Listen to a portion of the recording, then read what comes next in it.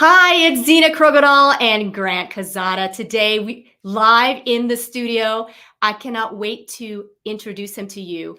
Today is a great day, and we are on American Dream Makers. I am Zena Krogodal, your host, and I'll get back to you real soon. Here's my intro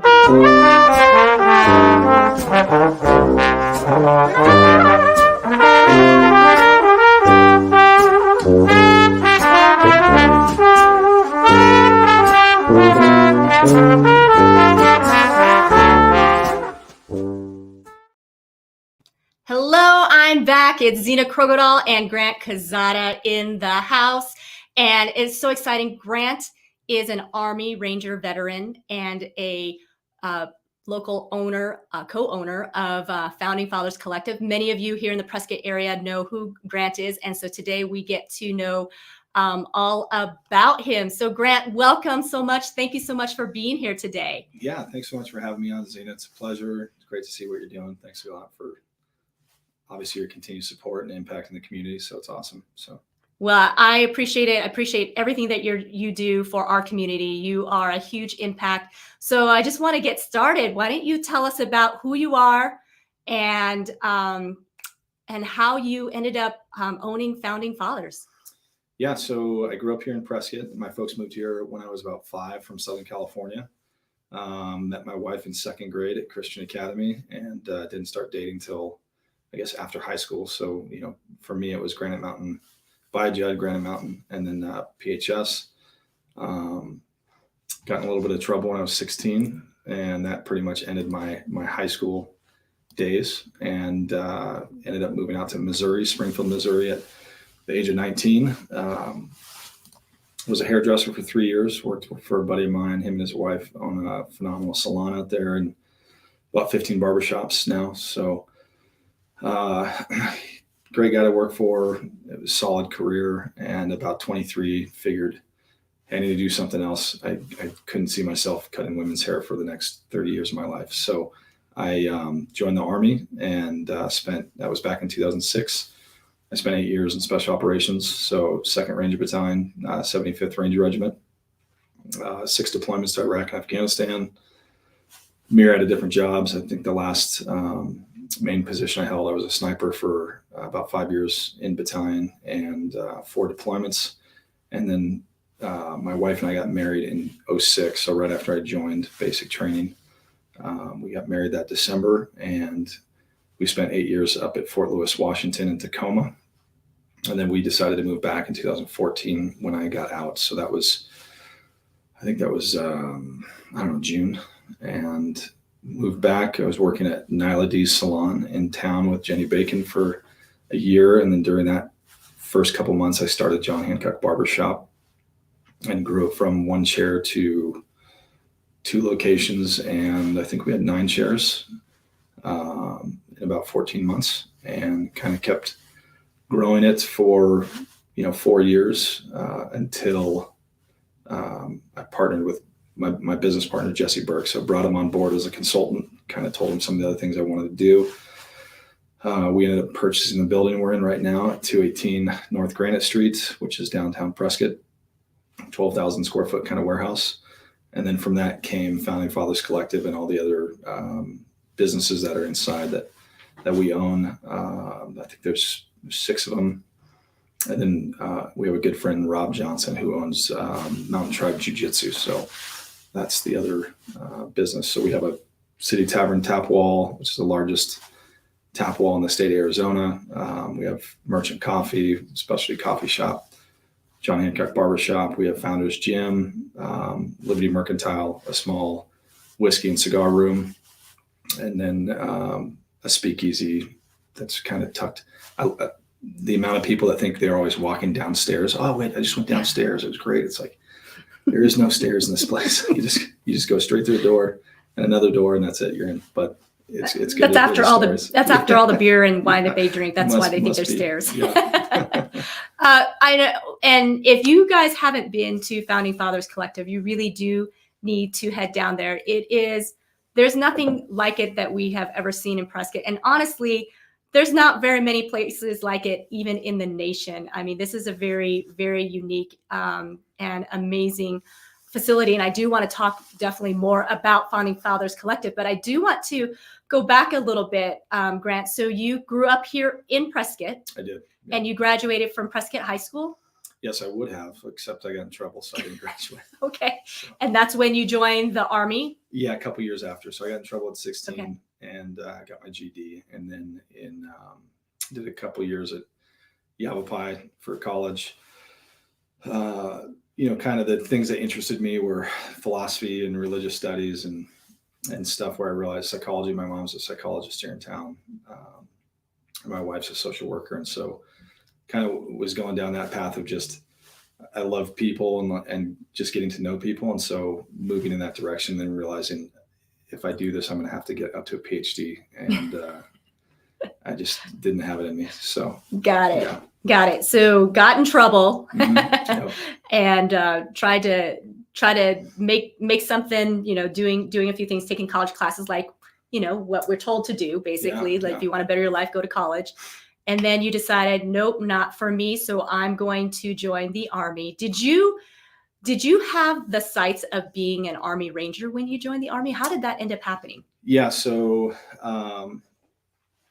probably in 6th, 7th, and 8th grade, I got, really into military history. And so I was always, your typical younger boy, probably ADHD back then, which I think it was just kind of trending. But, the excitement of kind of that type of career path. And so I read a ton of books back then about the SEALs, Rangers, SF, or Green Berets, same thing. And when the war kicked off, I was a few days away from turning 18. So I was unable to go in at 18 just due to the troubles I had when I was 16. So I needed about 6 years of kind of proving that I was integrated back into society at a normal level, and I could, I could function as a normal adult. So at 22, there was a small window that each one of the branches of the military kind of opened up for, I think it was like Navy, Army, and Marine Corps, and they kind of overlapped each other, but it was like 04, 05, 06. Each one would open up for about 9 months to a year. And so in 06, went into an Army recruiter, and I was able to get in. And so I knew I wanted to do a career in special operations. At that point, I knew that, I assumed the war would be over relatively soon. And so the fastest way to get into special operations within the special operations community is Ranger Regiment. So all the other units have kind of their selection processes that usually last a year to 2 years. And then you get to your unit and then you're a special operations guy. In Ranger Regiment, it kind of is in reverse. So you go through a couple month selection process, and then you get into Ranger Regiment. And then while you're there, that's when you go to all the different schools that you would normally attend on the front end with the other units. So it's more of like a baptism by fire. And, our deployment cycles for us is every 6 months. So we deploy for 4 to 6 months, and then we're home for, 4 to 6 months. And so it's a very, very fast op tempo, and you're constantly going to different schools and a lot of different training. And so, it's, like I said, baptism by fire. You jump in, and you're in there as a brand new guy, and you're on a deployment with, your senior leadership that have maybe been on 8 to 12 deployments, and you're one of the only new guys. So you have a lot of experience in your platoon, but you'll have a few brand new guys, like 1 or 2 that have no deployments. But over the course of a year, 2, 3 years, you've now amassed 3, 4, 5 deployments. And so it's very quickly you get that experience, combat experience. So, and I picture Army Ranger training. I believe there was a show out a while ago where the husband and wife are dropped into like a wilderness. And I believe his background, he's an Army Ranger, and learning to survive off just the land. Like they don't have anything else. And so you just kind of watch them kind of go through all those things. And so for me, I picture training as being very intense. There's really no resources other than, what's around you and what you have on you. That's it. And, and if you can figure out how to manage and use all these things, you're going to survive. Is that? Yeah, that's partially true. So prior to GWAT, or the Global War on Terror, I think a lot more of the special operations units would conduct a lot more of those trainings where you're out for days on end, and you have those opportunities to train in more of a survival setting. But when the GWAT kicked off, and especially by the time I came in 2006, the operation tempo was so high that a lot of those other skill sets had kind of gone to the wayside, just because what really needed to be focused on was our main bread and butter, which was it's nighttime operations, and majority of all our mission sets were just kill capture missions. So we only went out when we're going after bad guys or high value targets. And so every kind of special operations unit gravitated towards that type of mission set over the last 20 years. And a lot of the other stuff that would be our anchor points within each one of the communities, just because of the war, they kind of get pushed down to the bottom, because your capabilities, you can only do so much. And when you're in wartime, it's like, hey, this is the main focus. This is the bread and butter for these operations, these missions. I've talked to friends now that the war's kind of over, what they're doing, they've kind of reset back into kind of the pre-war training. And so a lot of the stuff you're mentioning, where it's, hey, it's more applicable, let's broaden our bandwidth, see what we're capable of doing, do different types of training missions and sets, whether it's in the United States or outside the United States. So. Wow. Okay. Well, obviously, as an special ops Army Ranger, you have to be able to think on the fly, have major critical thinking skills, like, and fast. We're not talking, you don't have a lot of time. Sometimes you don't have months and days. You got to think about it like right away. Things adjust. I mean, things change, right? So you can train all day long for months, however long you're training for. But when you get out into actual mission field, there are things that can happen that you did not plan for. Yeah, Murphy's Law takes over, I would say 90% of the time. So you plan for your operations and then your contingencies, and when stuff goes awry that isn't unplanned for, because you have all that training, your brain takes over and you just default to certain battle drills, or knowing, hey, I've been in this situation multiple times. And so it's not like you're necessarily, there's some thinking involved, but there's the ability to react takes over a lot more quickly, and being able to be calm and collected in those situations, to where, hey, I've done this, 500 times in training, and now it's my 100th time doing it in real life, and then that metric just keeps growing. So I think when I left, I had about probably 400, 450, real world missions overseas, where that's all we're doing is just going out after high value targets or targets of opportunity to disrupt the terrorist cells that were either in Iraq or Afghanistan. So, yeah, those are you were on some pretty big deployments. When you're talking high value targets, that's not just little average Joe. Yeah, obviously, and there's a lot of components to risking your life and everybody around you, and so those are huge. And I find it very I guess interesting, and I've known, I'm not a veteran myself, but been around many, but that you train so much. And my husband was in law enforcement, so I know you train and so that you are calm in the facing the actual high stress, high event that's happening. And so that's interesting to hear that. What if we trained in life to prepare?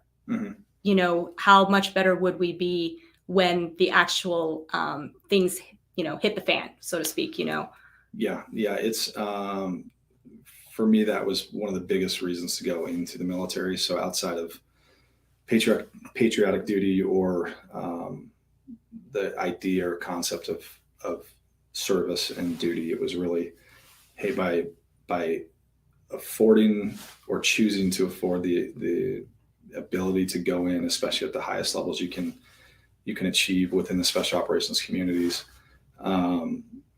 it really sets you up for, when you leave the military, you have ingrained in yourself for the years that you've spent in the military. It's like, hey, I've experienced a lot worse. I've put myself through a lot worse mentally and physically in austere environments, or whatever that might be. And so when you transition back into kind of normal life, I think that's really allowed me personally to step into the business side of things more as an entrepreneur, which a lot of it is hurdles and problem solving and figuring stuff out on the fly and just adapting and overcoming. So because of my military experience and how normal that had become, and I'd kind of, that's just an accustomed way of life, stepping into business and trying to succeed at different levels within the community and at large, it really allowed me the ability to just overcome those hurdles and, kind of let stuff just roll off my back, like the failures or the walls that we hit or whatever it might be. It's like, hey, it's just minor setback. We'll figure a new way out of it. Just keep charging on and everything, especially in business, everything. And this, it's like everything comes down to relationships. How well do you know other people? Do you have a host of individuals that will speak into your life and give the wisdom and experience that they've had? Will they share that with you?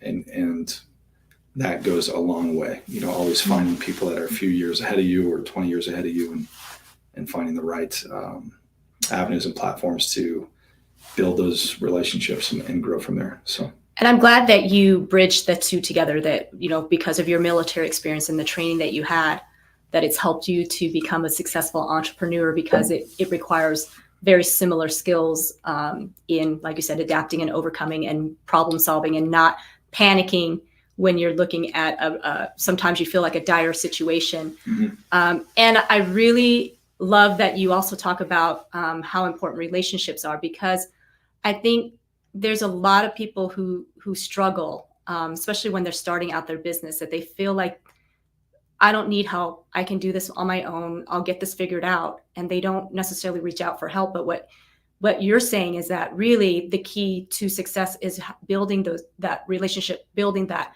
circle of people, that network, mm-hmm. because together you can thrive and grow. Just like in your military experience, going on missions, I know we watch movies of Rambo and there's a one-man show kind of thing, but that reality is that's not the case. When you're achieving a mission and you got high value targets, you're not going to be able to do it alone. You got to have a group of people backing you. Yeah, everything comes down to a team. And I think in good leaders too, the ability to lead, but then empower people as well. So I'm a huge proponent of finding the right people for the right positions, giving them the autonomy to succeed. And if they fail, nothing is going to, I always joke with other people, but it's like, I'm not getting shot at anymore. So what's the worst that's going to happen? Like no one person is going to do something in that business, or for most of us, one decision is not going to implode everything. You can fix stuff, and in small setbacks and failures, that's the ability to actually learn and not see it as, hey, I failed, but it's a learning curve. And if we're not continually growing and continually learning, then sadly, most of us just stay stagnant in our lives. And that's a bad place to be in. So, yeah. So I guess getting comfortable being uncomfortable is another key, is what I'm hearing, what you're saying. Don't be afraid of failing, because what you're saying is it's really not a negative thing. It's a learning lesson. Yep. In fact, I hear many say, you want to fail fast and fail forward quickly. Yes. Yeah, that's one of my mottos, like fail forward. Yeah. As long as I'm falling forward and getting back up and falling forward, it's like I'm gaining momentum or ground.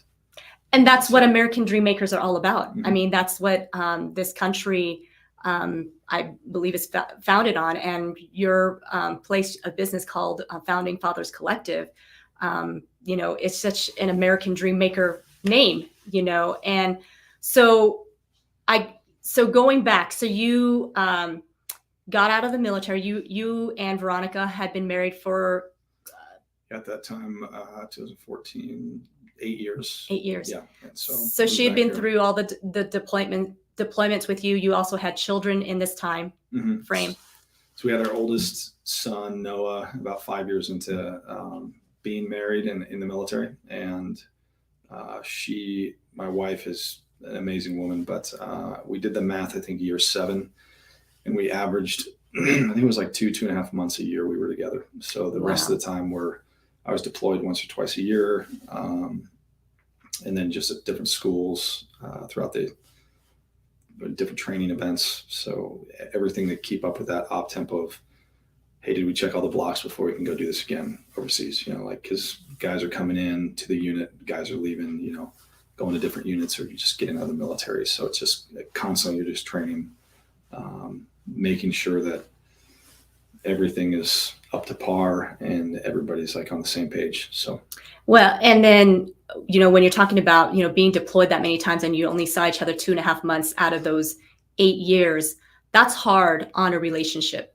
And you have to be married to an amazing woman to have been able to have worked through that, and not only that, but you're in special ops. You're not just, in the military serving, on, being a, I don't know, MP patrolman, on the base or whatever, and not to minimize it, but you're coming into very secretive things that it's like, you can't come home and talk about what happened in that 8.5 months or, Yep. Very true. You kind of compartmentalize everything pretty well. And I believe for myself and a lot of my peers that kind of come out of those communities, the amount of training that you go through really sets you up for success in dealing with what you've seen or been a part of overseas. So you're able to, it's like you're always stepping into the battle space with,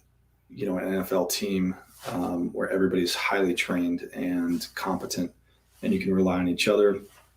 And then our basic deployments were, hey, you train up, you deploy, and within 24 hours of landing on the ground, you're operational. So, and usually it's within 12. So I remember there's plenty of deployments where we land, unload all our stuff, go into the briefing room, kind of do our handover from the unit that was there before us. Like, hey, what are you guys doing? Who are you targeting? Okay, hey, we can go hit this tonight, and same thing with when we left, it was you're operational up until 12 hours before you leave. And so you're going out onto a target, you come back, you pack your bags, hop a flight, you're back into the United States. There is no downtime. We literally would hop a flight, land back in America, and unload your gear, and you're back to normal life. So, wow. Yeah, pretty crazy. Thank you so much. Yes, Grant is definitely a great supporter of the Prescott community. Great guy for sure. Hey, if you are on here, if you can go to streamyard.com/Facebook and give Facebook permission to basically let us know who you are when you're commenting, because we'd love to see your name and we appreciate your comments. And if you have any questions for Grant, please feel free to put it in the chat. He will be more than happy to answer any questions you might have. So, and absolutely share this out, because this is a great message. This is a great inspirational story. I really appreciate you sharing all of that, Grant. And I know that's not easy for any family. You're talking about kids, you're talking about wife. So you're going out there, doing all these things, like I said, and I know you can't come back and talk about them. So then you don't even get to have the emotional release or whatever, the stress release that you need. You have to hold it together when you're on your missions. Like you said, there's no, panicking, because if you panic, you can't think. And so when you come back, you decide to open up your own business, and you started out with, you had John Hancock. Was that right after the military? Yes. Yeah. So I moved back to Prescott in August of 2014, and then I started John Hancock in December. And so relatively quickly, when I moved back, I knew I wanted to get back into business. I'd been reading business books since I was 16. I think the first one I read was, Rich Dad, Poor Dad, when I was 16, and then Tony Robbins and several other books like that. So even when I was in the military, just constantly reading books on, personal growth and development. And then the business side of life was always extremely attractive. And so I knew when I came back, hey, I just want to, kind of do my own thing, chart a course forward, make an impact where I can, serve the community. And the two ways I could have done that in the profession I had been in previously was I could either go into women's hair and open up a salon, or barbering. And at the time, I think Prescott in the region kind of had 11 barbershops, and there was like 160 salons. So I knew, well, that's the niche I'm going to go after first, and then use that platform, speaking of John Hancock Barbershop, to continue to grow and add new businesses and ventures. And took about 4 years, 2 locations. And then, like I'd mentioned, hiring or brought on my buddy Jesse Burke, who's an Air Force veteran, and he used to do a lot of business consulting. So he came on board, helped button up all the loose ends that needed to be fixed within John Hancock. And then from there, it was like, hey, what else can we tackle and do? And so out of that came Founding Fathers Collective and all the other shenanigans that's there. So how did you come up with the concept of Founding Fathers, and how did you come up with the name of Founding Fathers Collective? So the concepts all came out of largely how do we focus on providing a really phenomenal third space for people to hang out in. So most people go and frequent either bars, coffee shops, some of these other ventures within communities that people tend to feel like they can gravitate towards and be a part of something, and kind of find their community focus. And so that's really how that came out of. So when we started looking and really thinking about what other concepts do we want to add to this, it was, hey, well, we can add, a bar concept, we can add coffee, we can add a gym, and really focus on providing space that people can come into to accommodate for a myriad of different reasons or times throughout their day. And so our core values are community, connection, and care, and really bringing people together. And, we work in the hospitality space, so very much focused on how well are we serving other people, how well are we providing a place that is inviting and inclusive to everybody within the community, bringing people together, providing an atmosphere where people can engage with and talk to others, and really provide balance within the community. So I think as a nation, especially politically, we've moved further and further to the extremes, and you need places where you can have healthy dialogue and come and sit down and just enjoy the company of other people. So that was really a huge focus of ours. And then the names came out of really John Hancock. So when I came up with John Hancock, it was just something that was something that would be a sticking point, So as a name, it was like, hey, John Hancock, everybody remembers who that is. They at least know his signature. And so that's, it was John Hancock Barbershop, a signature experience. And then out of that, it was playing off of how else can we kind of stay in that same vein without moving the business to something campy that you might see at Disneyland or something like that. And so Founding Fathers Collective, City Tavern is the tap wall. That's also where the Declaration of Independence was written by our Founding Fathers. Merchant Coffee was where the Declaration was read to the public for the first time.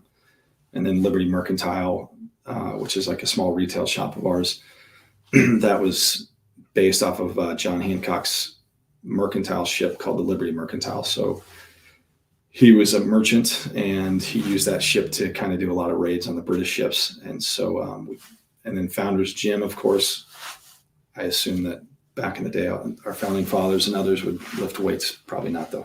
But we had to do something. So, yeah, no, that's great, and that's very, very creative for sure. And, coming up with a concept and bringing it into Prescott, and not only that, but you want to talk about risk taking. I remember when you guys opened up, it was right in the middle of COVID.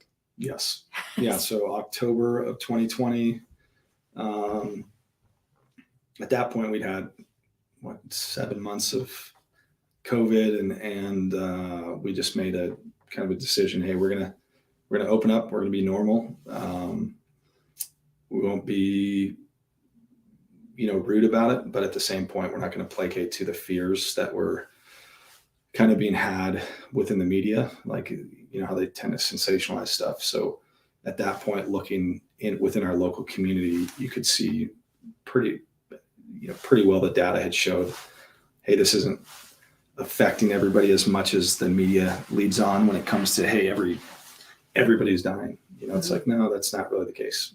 So we just opened, and by the grace of God, just kind of coasted through it, and everybody was extremely, I got a lot of compliments for just, hey, thank you for just providing a place that's normal, that we can come to and just be a part of, and feel like things for the most part are pretty normal within our community. So that's what I had observed. And I think it was advantageous that maybe you did open up during COVID. Maybe that was a God plan that, you didn't anticipate, but because there were so many other places that weren't open, this was the only place that was really open for business, that you could come and see your friends and hang out and just have that environment. And like you said, and it was just a comfortable environment to just come and gather together.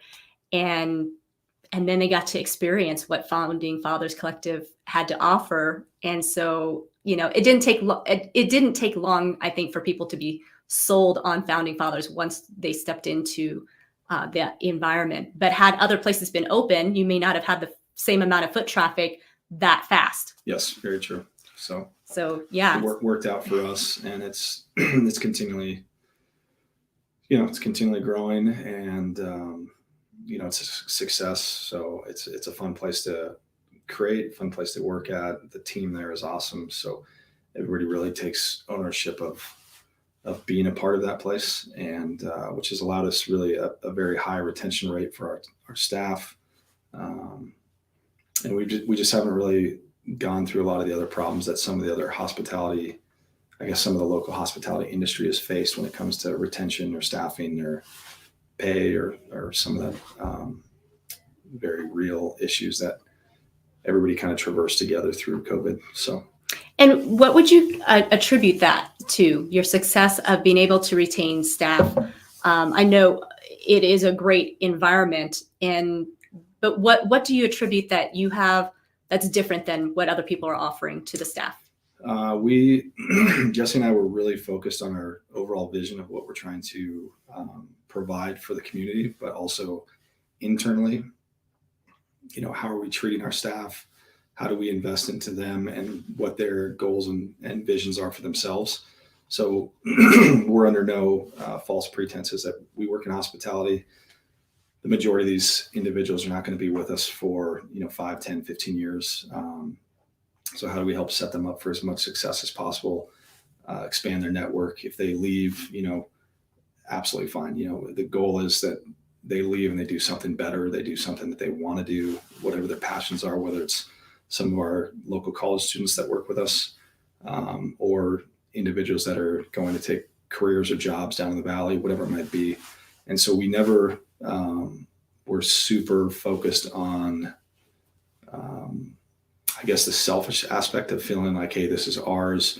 We need to run it like a very tight ship and dominating everybody's decisions. And for us, it was the autonomy and the latitude to allow people to just work there and have the best experience they can in a working environment and help set them up for success as much as possible, which in turn, rolls out to how they represent Founding Fathers as a brand to the rest of the community that comes in. So that's a great concept. So you're investing in your employees, you're investing in their best interest and building them as a person. It sounds like you're not just treating them as, you're here clocking in and clocking out, but we really want to see you grow and thrive and hope you stay. But if you go, we also wish you the best, and we gave you some skills and some assets, so to speak, to have successful life. Yes. Yeah, absolutely. So. That's fantastic. Because your place definitely takes a lot of staffing. Yeah, I think we have about 65 total. So it's a pretty large for the hospitality industry anywhere, but for here it's rather large. There's quite a number of staff that makes that thing run. We're open from 6 to midnight, almost 7 days a week. So a lot of moving pieces, and a lot of the importance of just providing very clear expectations, but then also the freedom and autonomy to allow people to just step into those roles wherever they're at in the business and just thrive on their own without us watching over their shoulders all day long. So yeah, that's great. Yeah, and stepping in as a customer, as a member, it actually is a very nice environment. Like, you don't have the sense that the staff is, just angry or disgruntled. Sometimes you go to the hospitality industry and you're at a restaurant, you can tell when some of the staff is just not having a good day, and they show it. And it really reflects, like you said, the business. Now, that individual just may be having a bad day, but for whatever reason, they're having a hard time composing themselves and, letting the show go on. But yet your staff, and I know, you don't always have a perfect day at work. I mean, that's the case. There's always something going on. You got tough customers sometimes and that sort of thing. But when you're investing the way you are, that does reflect in the staff, and that they probably are learning skills to be able to, okay, this situation's not happening as it should, but I'm not going to take it out on the next customer. Yeah, that's huge. And I think more in today's working space, people really are moving more towards, lifestyle, a healthy work-life balance. The importance of relationships are huge. And so the ability to share that with everybody. I would say almost all my success comes from the relationships I previously have had or currently have or continually grow. And just finding those people that believe in what we're doing. And with that, that's largely where we found a lot of our investors, were people seeing, hey, this young guy's got it. He has drive and determination, and, we're willing to invest in his success. And so just encouraging that with a lot of our team, giving them the ability, whether they're a 21-year-old, young man or woman that works there, and hey, use this as a tool to get to know other people, expand your own network, expand the growth that you want to do. We have a lot of individuals coming in from Riddle that are moving into aerospace or pilots or a myriad of other individuals that they know, and we know that they're not going to be here forever. So encouraging them to step out of their comfort zone and really invest into people and focus on, hospitality and service to others. Because it really doesn't matter what industry you're in, you're always going to be dealing with people. And so if you don't have those just proper skill sets and know how to work with people and grow relationships, you're not going to get far in life, and your IQ and your hard work will only take you to such a level or length or level of success, at which point you really need to rely more heavily on your EQ or your relational abilities. So awesome. So, definitely congratulations to having a very successful business. And I definitely see Founding Fathers Collective being a part of the Prescott community for quite some time. It's going to be one of those names that probably will be associated with our community for a long time, because you guys are truly making an impact, because you're not just a business place, but you guys also serve in our community in so many ways. And I do want to thank, Founding Fathers Collective for sure. You have been a great supporter of VA Rep, the Veterans Association of Real Estate Professionals.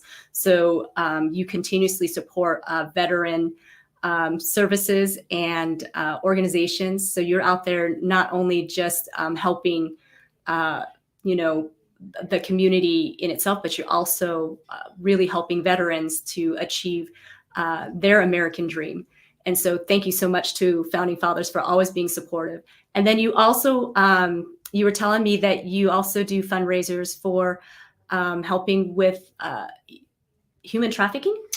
Yeah. So myself and several other special operations buddies over the course of the last 7 years now have been doing annual fundraising and events for a few different entities that focus on, one, the actionable side of things, which is helping rescue women and children out of sex trafficking or sex working. And then just as importantly on the back end, all the support that's needed to integrate them back into society or help them talk through and process and deal with what they've experienced. And so that's a huge passion.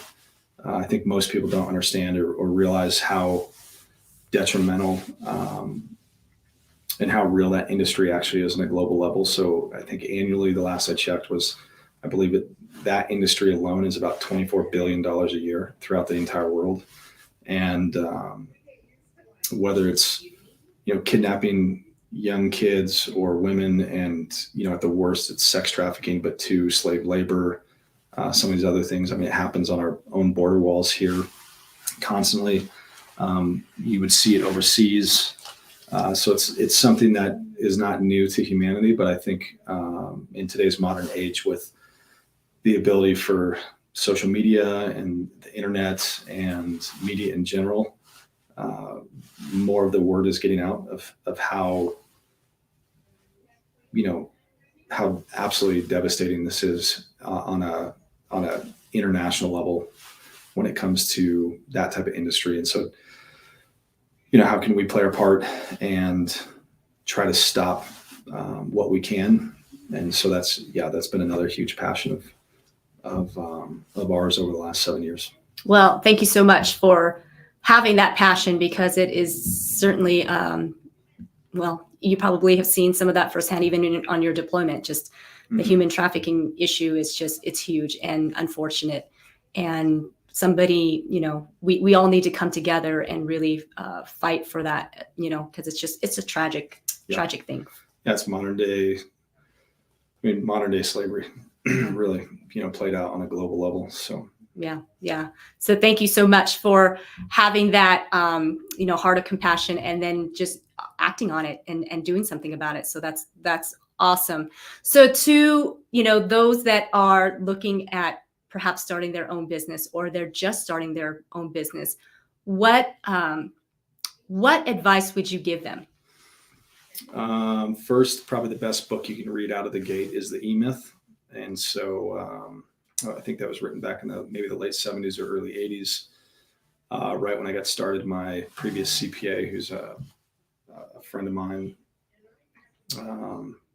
he'd recommended that book.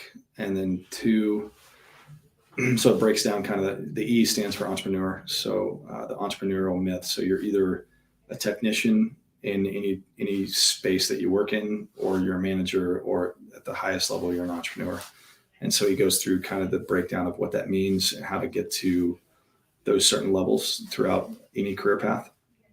So that's very important. And then two, very clearly defining your why of what you're doing and why you're doing it, and then what you think you're going to be offering to the marketplace, and how are you doing or delivering that differently than other people that are within that space that you're trying to venture into.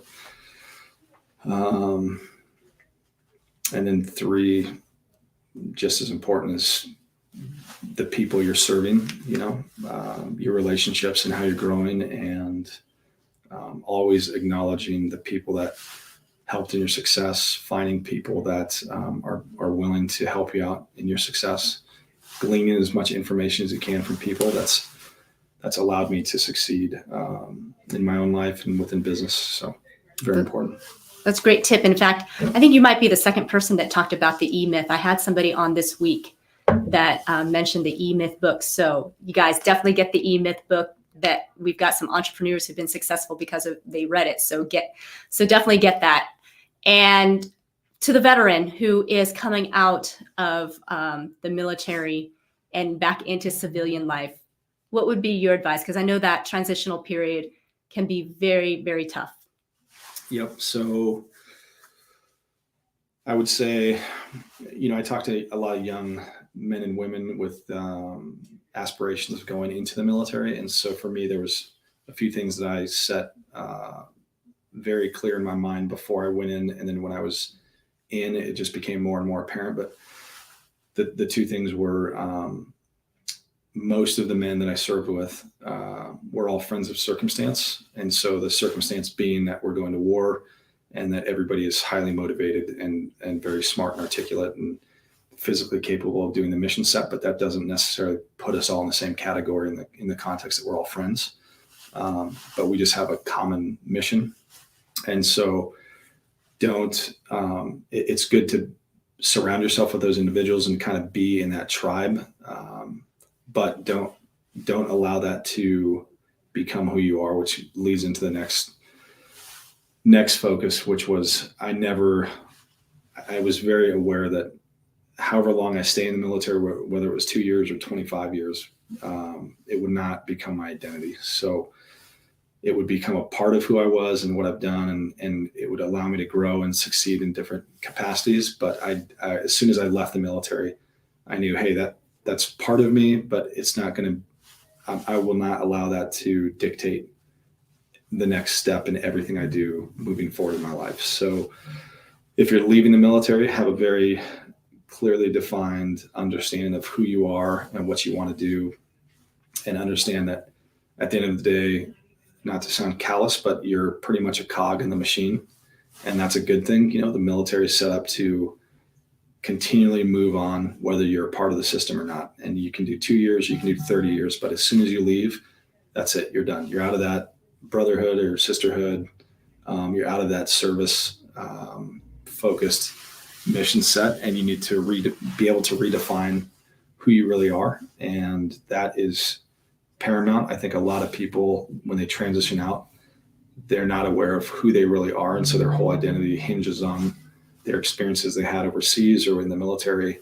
And it becomes a stumbling stone for their own success when they transition back into the civilian world. And then another part of that too would be, that proverbial kind of chip on your shoulder is, I'm a veteran, so stuff is owed to me.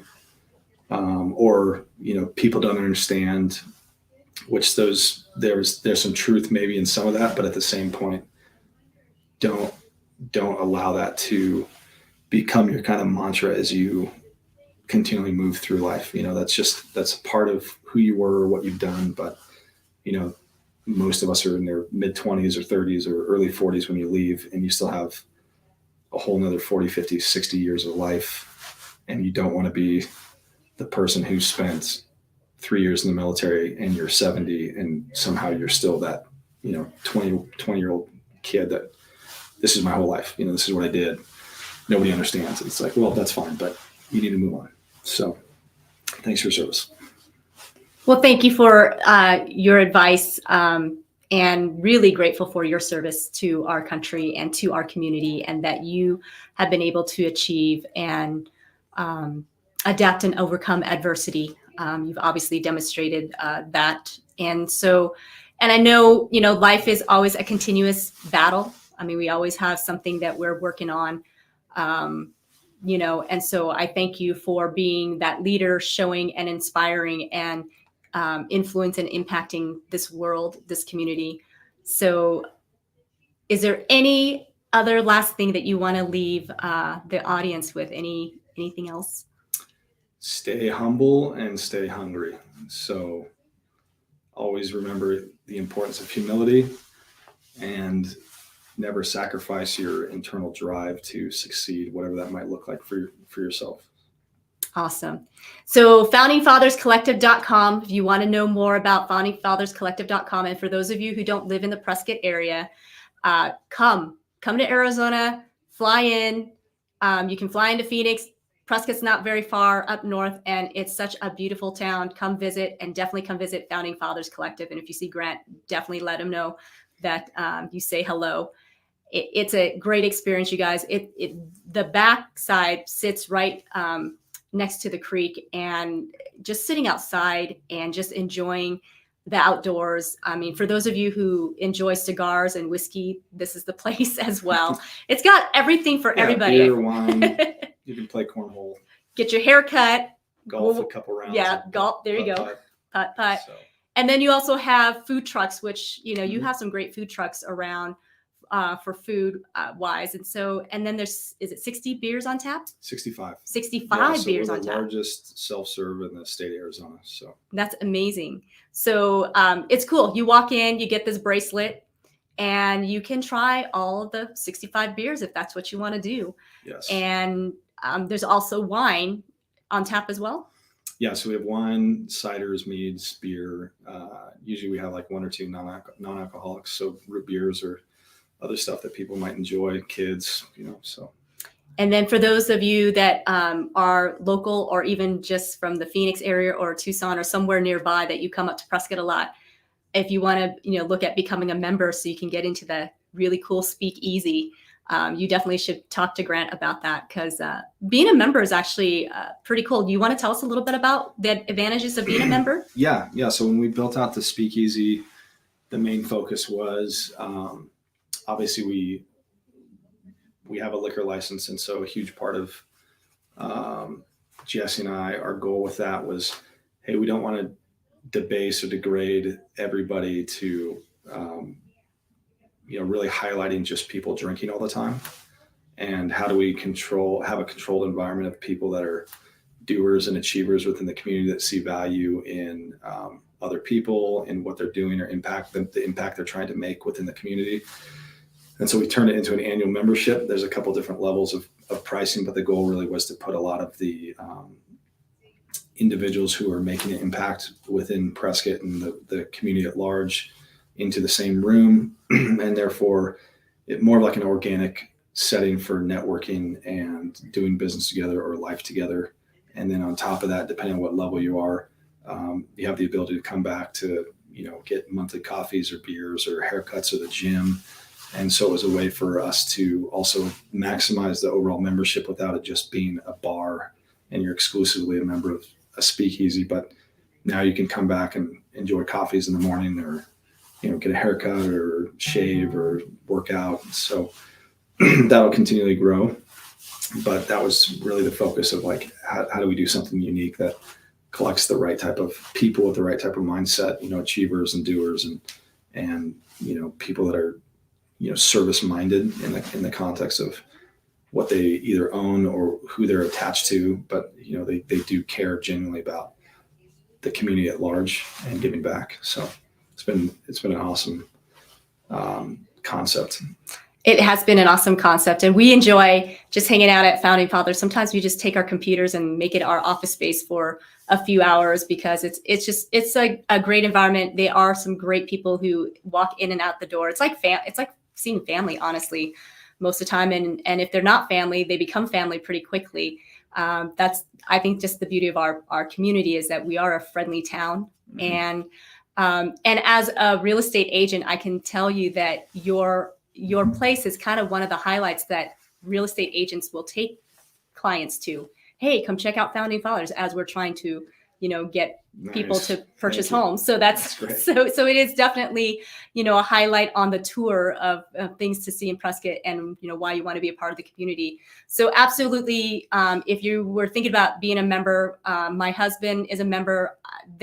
Founding Fathers keeps my husband looking really sharp. So he's sharp dressed, and then his haircuts get really good. I tell him, my goodness, you could be like a model. So, but yeah, so that's how good they are. And no matter who he sees, they're all exceptional. The staff is exceptional. The quality of the beer and wine and all that is exceptional too. So you guys, you can't go wrong. So absolutely make sure you drop in, say hello to Grant, and thank Grant for his service. And, he's a great guy. His family's great. So anyways, definitely be sure to reach out. And if you need, some tips on if you're starting a business or whatever, get a hold of Grant. He's very easy to talk to. I love talking to people, so you can come and ask me anything or bother me for time, and I love giving it freely. So awesome. And that's true. I've definitely, he does, and he gives a lot of his time. So you guys, I wanted to say thank you so much for being here and listening. If you found this of value, please be sure to share this out. What a wonderful message that Grant has given us. And it's just so nice to see, somebody really thriving and being able to really overcome a lot of adversities and being successful. So I'm going to say goodbye for now. So be blessed, you guys.